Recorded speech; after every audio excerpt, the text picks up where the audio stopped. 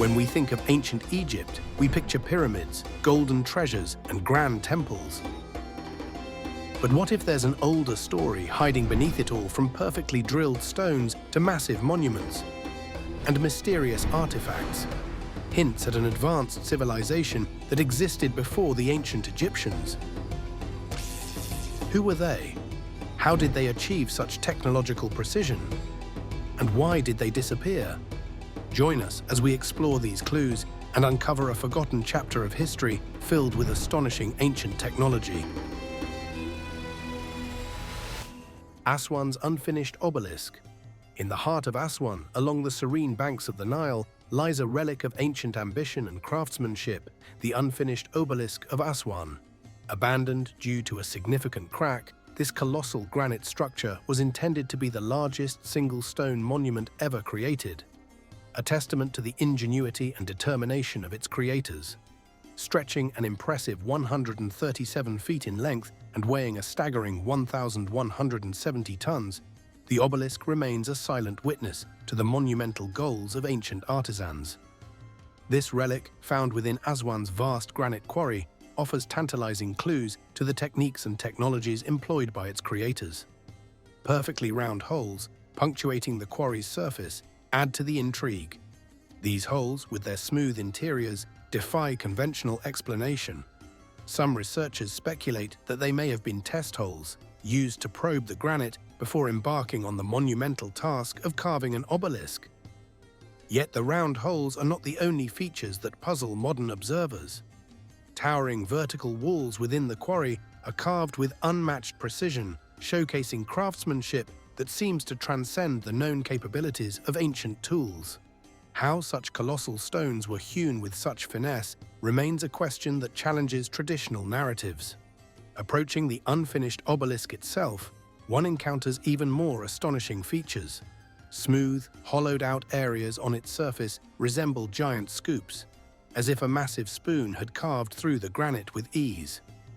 These peculiar indentations have left archaeologists baffled, with no clear understanding of their purpose or the methods used to create them.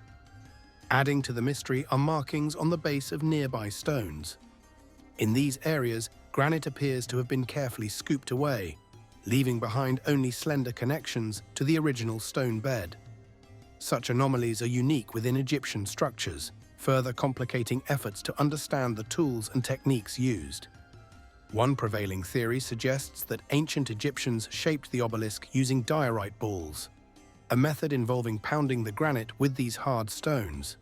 However, this explanation falters in the face of evidence like the intricate test holes and smooth, scooped surfaces. These features hint at a level of technology far beyond what is traditionally ascribed to the time. This raises a fascinating question. Could the technology used to shape the unfinished obelisk belong to a civilization predating the dynastic Egyptians? The precision and scale of the work suggest the possibility of advanced tools or methods, now lost to history, that enabled the manipulation of massive stones with unparalleled skill. It's more than just an abandoned monument. It's a question mark carved in stone. Who created it? How did they plan to move it? And what drove them to attempt such an impossible task in the first place?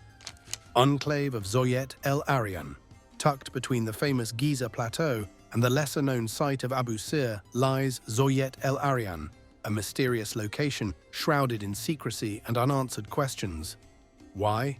Because access to this site has been strictly restricted by the Egyptian government for decades, effectively freezing archaeological exploration. Why close off such an intriguing site? And what secrets might still be buried there? Our only reliable source of information about Zoet El Aran comes from Egyptologist Alessandro Barsanti, who conducted research there in the early 20th century before the area was sealed off. His findings paint a fascinating picture of a place that challenges our understanding of ancient Egyptian engineering. At the heart of Zoet El Aran lies what's often called the unfinished pyramid. But this isn't your typical ancient structure. The base measures about 650 feet on each side, massive by any standard, and it houses a deep, T-shaped central shaft carved directly into solid bedrock. This shaft plunges nearly 100 feet underground, an astonishing feat considering the hardness of the stone and the precision required to excavate it. Here's where the questions start piling up. How did ancient builders achieve such perfect vertical walls in such an unforgiving material? With copper and stone tools, conventional history tells us those were the primary tools available to ancient Egyptians. Some researchers argue that the traditional narrative doesn't quite fit. The near-flawless execution of the shaft suggests tools and surveying equipment far more advanced than what ancient Egyptians are believed to have had. Theories like these aren't easily dismissed when you consider the scale and precision of the excavation. Smooth vertical walls carved deep into bedrock, perfect alignment and architectural symmetry, all achieved with supposed primitive tools. Does that add up to you? The restricted access only adds fuel to the fire. Unlike most ancient Egyptian structures, this site lacks hieroglyphics or inscriptions, a glaring anomaly for a civilization known for leaving detailed records on every available surface. What's even more intriguing is the deliberate effort to fill the central pit with massive limestone blocks, almost as if someone wanted to seal off whatever lay below. When Egyptologist Alessandro Barsanti and his team removed these heavy stones, they discovered something extraordinary. A massive foundation made of pink granite blocks, completely different from the limestone above. Among them was a colossal slab weighing an estimated 30 tons. Barsanti couldn't help but wonder, was this the gateway to a hidden subterranean world filled with treasures, knowledge, or even untold secrets? But the most fascinating discovery was yet to come. Embedded in the granite pavement was an oval-shaped vat made from polished pink granite. This wasn't just any stone container, it was so flawlessly crafted that its smooth surface gleamed like a mirror. To add to the mystery, the vat was carefully protected with layers of lime and clay, suggesting it held something incredibly valuable or significant. On its walls, researchers noticed a black residue, possibly the remnants of a liquid substance once stored or processed there. Was this vat part of some ancient ritual? Or could it have played a role in an advanced technological process, something far beyond what we typically attribute to ancient Egypt? Then came the storm of 1905.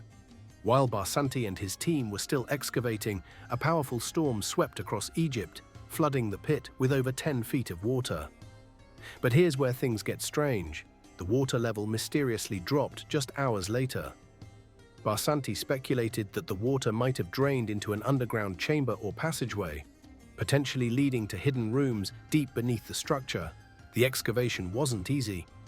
The team faced immense challenges due to the site's cement-like mortar and intricate interlocking stonework. Barsanti himself admitted it was some of the most difficult engineering work they had ever encountered. Valley Temple of Kafr. As part of the iconic Giza Pyramid complex, the Valley Temple of Kafr presents an engineering mystery that has baffled historians for centuries. Built with massive blocks of limestone and red granite, some weighing up to 150 tons, its construction raises one major question. How did the ancient Egyptians manage to move and shape these colossal stones with such precision? The Valley Temple stands as a marvel of ancient engineering and architecture. Remarkably well preserved, this temple has remained almost intact for thousands of years, mostly due to being buried under sand until the 19th century. The sheer size and weight of the stones used to construct it, some of which weigh over 150 tons, demonstrate its grandeur. What's even more fascinating is the construction technique itself. The massive stones were fitted together so precisely that the walls resembled a complex three-dimensional jigsaw puzzle. There's no mortar used, yet the precision of the stonework is stunning.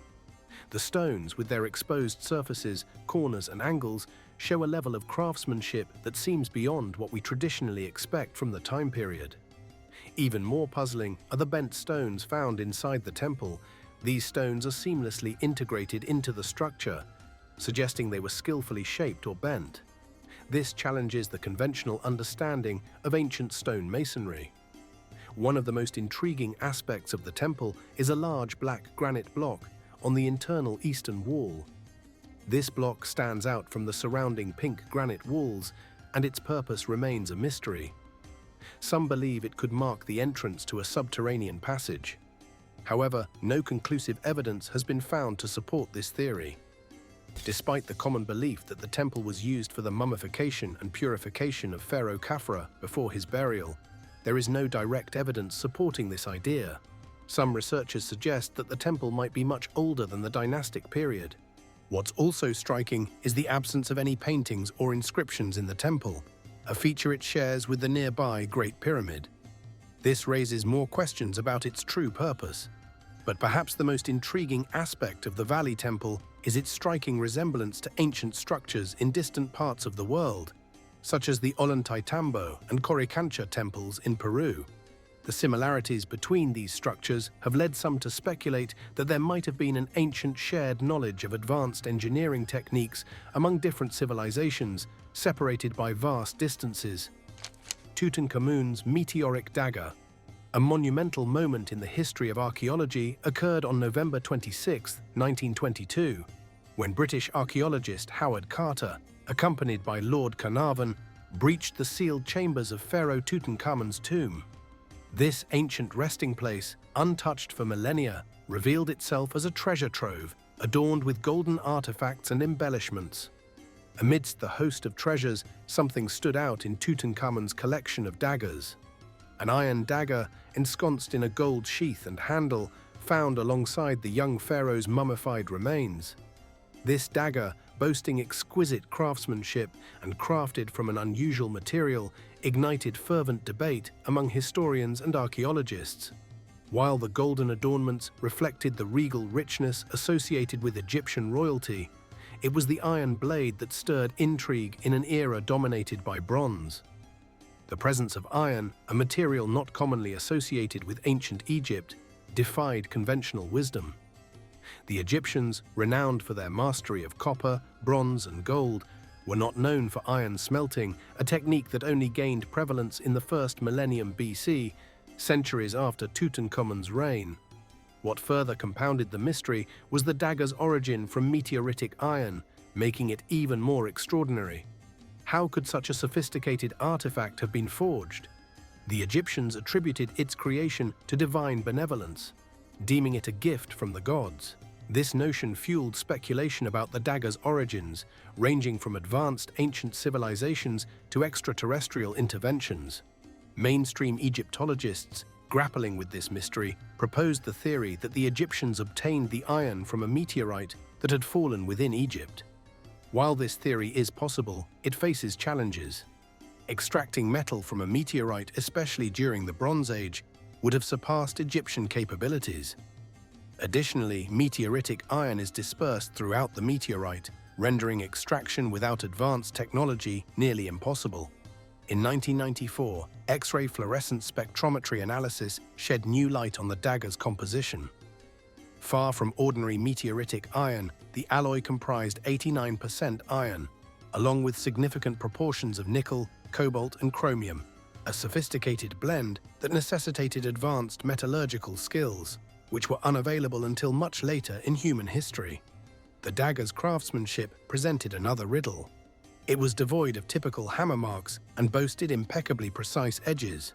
This unparalleled level of metallurgical finesse and craftsmanship challenged conventional notions of Bronze Age Egypt. How could the ancient Egyptians have achieved such precision and quality with the tools available at the time? This remarkable artifact, the iron dagger of Tutankhamun, continues to challenge our understanding of ancient Egyptian technology, metallurgy, and craftsmanship, leaving us with more questions than answers. How could such an advanced object exist in a time we thought to be limited in technological ability? The dagger's origins remain a subject of intrigue, sparking ongoing debates and speculations about the true capabilities of ancient civilizations. Dendera light bulb. Carved into the stone reliefs of the Hathor Temple at Dendera, Egypt, the Dendera light is a motif that has captivated both scholars and researchers alike. The carvings closely resemble modern electric lighting devices, sparking a fascinating theory. Could the ancient Egyptians have had access to advanced electrical technology? While mainstream Egyptologists interpret the reliefs as symbolic representations of Egyptian mythology, such as the Jed Pillar and the lotus flower, with a snake inside, which are thought to symbolize stability and fertility. A French hypothesis suggests the carvings may represent something far more extraordinary: electricity. Intriguing evidence challenges conventional interpretations. Examination of recently excavated temples revealed no soot from candles or lamps, suggesting a clean light source may have been used inside these ancient structures. This discrepancy raises questions: reconsideration of ancient lighting methods. Erich von Daniken, a renowned researcher, proposes a bold theory. In his book Chariots of the Gods and the subsequent documentary, he suggests that the ancient Egyptians possessed light bulbs and direct current electricity long before Thomas Edison's time.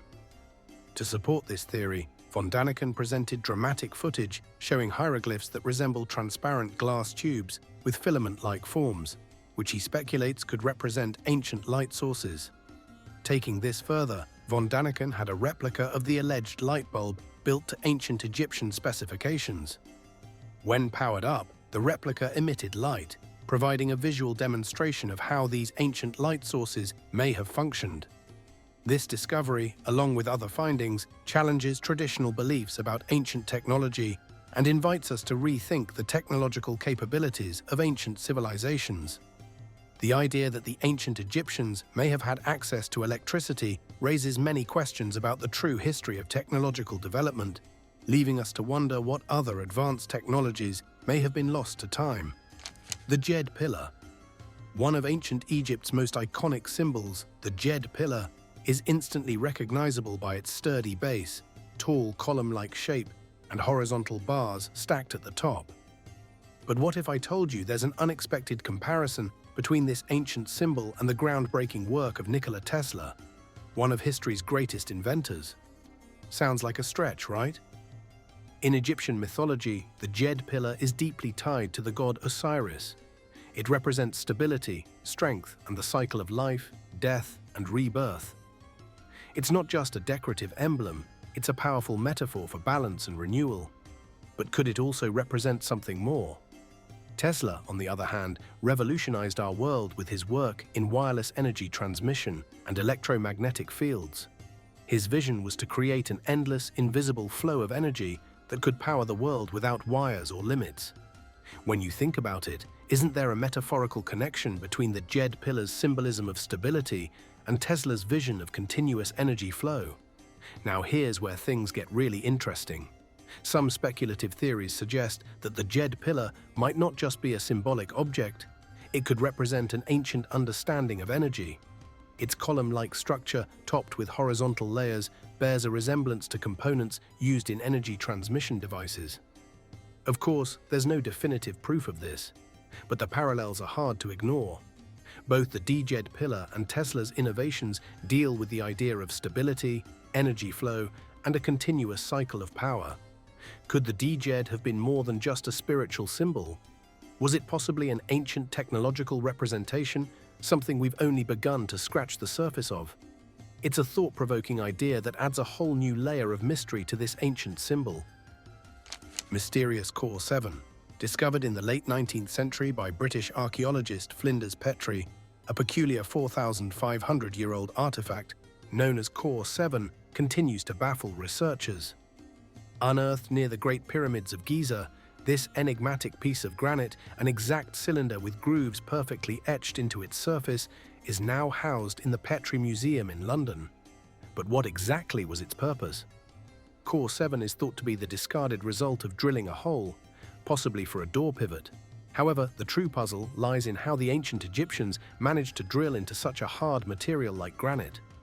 Copper tools, which were commonly used during that era, are far too soft to penetrate granite effectively. So, how was it done?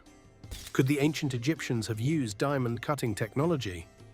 One theory suggests that diamond cutting technology, a material hard enough to cut through granite, was employed. However, no evidence suggests that the ancient Egyptians had access to diamonds or the means to use them for such purposes.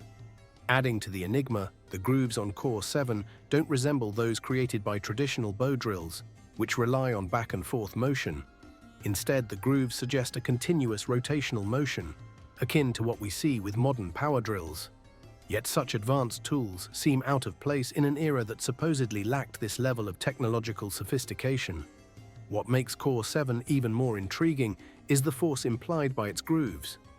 The spaces between each revolution are wider than what a modern power drill could achieve, indicating that ancient tools might have operated with greater power than anything we currently use. How did the ancient Egyptians achieve such precision with tools we don't believe they possessed?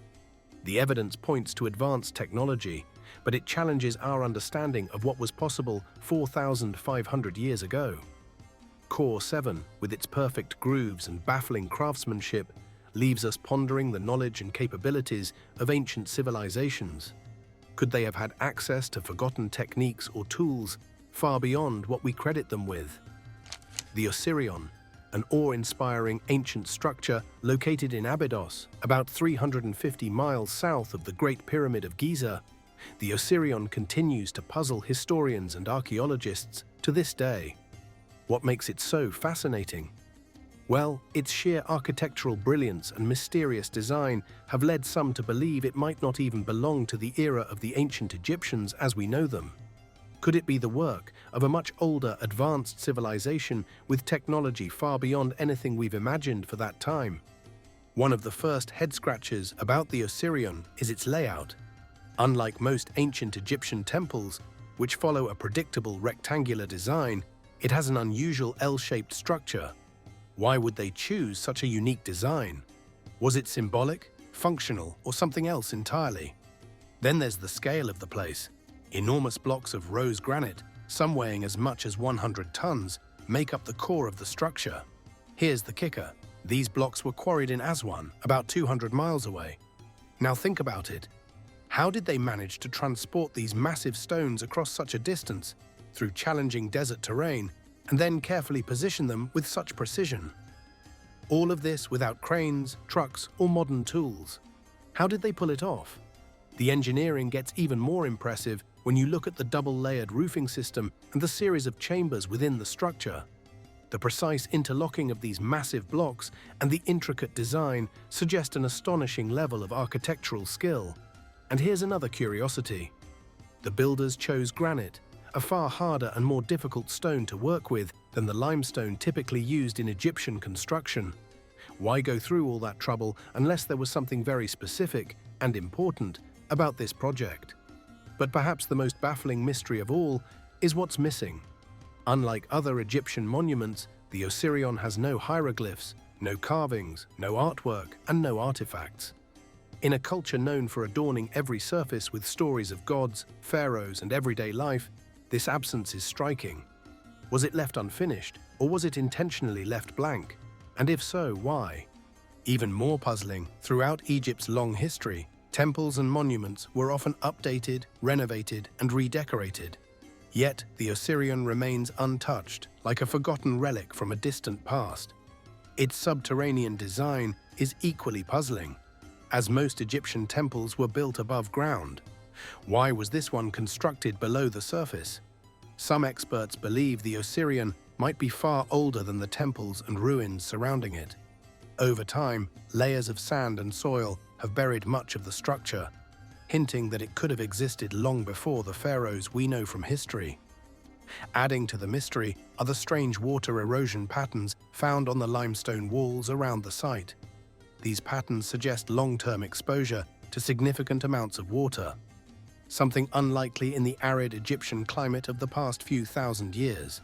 This has led some researchers to propose a bold idea. What if the Osirion dates back to a time before the end of the last ice age, when the region was much wetter?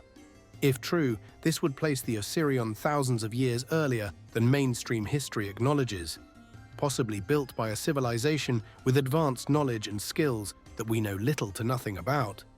What adds even more intrigue is what lies beneath the visible structure.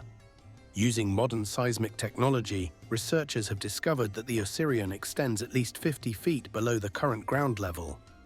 In fact, the part we see today might only be the tip of something much larger. Scans have even detected hollow chambers deep underground, suggesting hidden spaces yet to be explored. But here's the problem: water. The lower parts of the Osirian remain flooded year-round, making it nearly impossible to excavate further. Archaeologists have tried pumping the water out, but it always seeps back in, as if the structure was intentionally designed to interact with water in a specific way. Speaking of water, the hydraulic engineering of the Osirian is another marvel. The complex has an intricate system of channels, basins, and slopes that appear to have been designed to manage water flow with incredible precision. This level of understanding of hydraulics, things like water pressure and controlled flow, seems almost out of place in an era supposedly lacking advanced tools and knowledge. The Sakara Bird. It was 1898 when archaeologists in Sakara, Egypt, stumbled upon something unexpected. Inside what they named the Tomb of Padi Imen, among the usual burial goods, pottery, tools, and symbolic items meant for the afterlife, lay a curious object, a small wooden bird. At first glance, it seemed like just another decorative piece. But was it? This bird model was different. Its wings were perfectly symmetrical, stretching just over 7 inches, and it weighed a mere 39 grams, lighter than a deck of cards. What stood out even more was the design. The wings weren't folded back like typical bird figurines. Instead, they extended outward, almost as if they were meant to glide through the air. And the tail? It wasn't horizontal like a real bird's, it was vertical, resembling the stabilizer fin you'd see on a modern airplane. Now consider this. The Wright brothers' first flight was still 5 years away when this discovery was made. For decades, the Sakara bird was brushed off as just another symbolic artifact, tucked away in a museum display case and largely forgotten. But in 1969, Dr. Khalil Messiha, an anatomy professor and a member of both the Royal Aero Modelers Club and the Egyptian Aeronautical Club, came across it in the Egyptian Museum in Cairo. To his trained eye, this wasn't just a bird figurine, it looked like a glider. The shape of the wings, the airfoil design, the stabilizing tail, all of it screamed aerodynamic engineering. Dr. Messiha wasn't shy about his theory. He wrote an article boldly titled African Experimental Aeronautics, a 2,000-year-old model glider. In it, he argued that the Sakara bird might represent evidence of forgotten ancient technology, perhaps even proof that the ancient Egyptians had dabbled in aviation. He believed its lack of paint or decoration wasn't an oversight. It was intentional. According to him, leaving it bare would reduce weight, which is crucial for anything designed to glide or fly. That detail set it apart from other ancient bird models, which were typically painted with intricate designs. But the most intriguing feature, in his view, was the vertical tail. In modern aviation, this piece acts as a rudder, essential for controlling direction during flight. Dr. Messiha even addressed a glaring issue, the absence of a horizontal stabilizer, a key component for stable flight. He speculated that there must have been one originally, attached to the flat underside of the bird's tail fin, but it had likely broken off and been lost over time. There was, however, no physical evidence to back up his claim. No glue residue, no grooves, nothing. Still, Dr. Messiha wasn't deterred. His excitement drove him to a bold conclusion. The Sakara bird wasn't just a symbolic or decorative item. He suggested it was a scale model of a full-sized, functional aircraft. He pointed out that many miniature artifacts found in Egyptian tombs, like boats, furniture, and animals, were often representations of real-life, full-sized objects. So why not a flying machine? Dr. Messiha's theories stirred up plenty of debate, with critics pointing to the lack of hard evidence and clear signs of flight functionality. But despite the skepticism, his ideas sparked a fascinating question. Could the ancient Egyptians have possessed a deeper understanding of aerodynamics than we give them credit for? Schist Disc. Unearthed in the ancient burial grounds of Sakara, the Schist Disc is a fascinating artifact that has puzzled historians and archaeologists for years. Measuring around 2 to 2.5 feet in diameter, this unusual object immediately grabs attention with its complex concentric circular patterns, centered on a hub resembling a wheel or gear. The precision and craftsmanship of the disc have sparked theories suggesting it could be a relic of a lost ancient technology or part of a highly advanced mechanical device, far beyond the technological capabilities traditionally attributed to the ancient Egyptians. So why does the Schist Disc stand out among other ancient artifacts? Crafted from quartzite, a tough and durable material, the disc raises significant questions about the technology of its time. The ability to work with such a hard material was not believed to exist during the era of the dynastic Egyptians. While some mainstream historians suggest the disc might have been used to direct water, its three lobes don't appear to be designed for this purpose. Instead, the disc looks more like it could have been part of a rotating mechanism, potentially linked to a larger mechanical system. This suggests that it was more than just a simple tool, perhaps a key component of an unknown technological device. The level of craftsmanship displayed in the disc is remarkable. Thin blades or petals extend from the central hub, all perfectly shaped and symmetrically arranged. Adding to the mystery are burn marks found on the disc, which have yet to be fully explained. These unexplained marks deepen the intrigue surrounding the artifact, leading some to believe it was part of a much larger machine or device, perhaps with a purpose far beyond what we can imagine. What might the Schist Disc have been used for? Some researchers speculate that the Schist Disc could have been an ancient timekeeping device, an astronomical instrument, or part of some form of machinery, possibly used for a purpose that remains unknown. While the exact function of the disc is still uncertain, one thing is clear. It doesn't fit neatly into the technological understanding of ancient Egypt. Does the Schist Disc share any similarities with other ancient technologies? The discovery of 3 additional pieces resembling gear parts near the Schist Disc further suggests a link to advanced mechanical systems. These parts hint that the disc may have been part of a much larger, complex machine or device. When compared to other ancient artifacts like the Antikythera mechanism, a device thought to be the world's first analog computer, the similarities in engineering are striking. The Antikythera mechanism, found in ancient Greece, was used to predict astronomical events, showcasing advanced knowledge of mechanics and engineering. Thanks for exploring Egypt's ancient secrets and groundbreaking tech with us. Hit that subscribe button for more mind-blowing discoveries.